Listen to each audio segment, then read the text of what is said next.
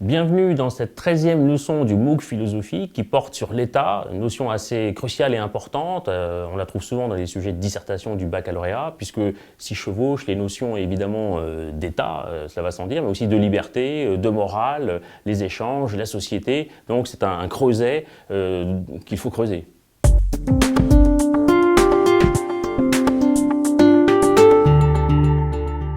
Au nom de la raison d'État, concept politique apparu au XVIIe siècle, de nombreux gouvernements ont par le passé justifié des actions transgressant le droit et la morale en vue de préserver ce qu'ils estimaient être l'intérêt national. Ce phénomène illustre bien l'ambiguïté de la puissance étatique et nous invite légitimement à envisager ses effets.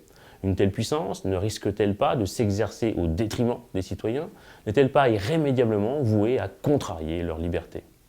Ainsi, en tant qu'il est un appareil administratif distinct de la société et possédant, rappelons-le, le droit souverain de commander, l'État semble immédiatement faire obstacle à la liberté des membres de cette société.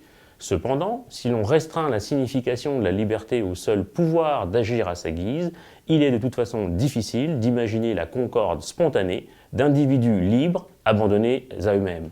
Du moins dès que l'on reconnaît que les désirs des uns peuvent menacer ceux des autres au sein d'une même société. L'État est-il une menace pour la liberté?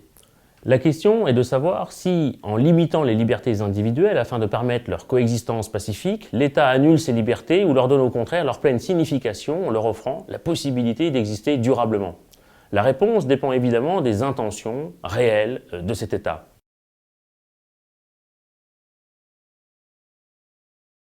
L'État est-il donc toujours au service de l'intérêt général?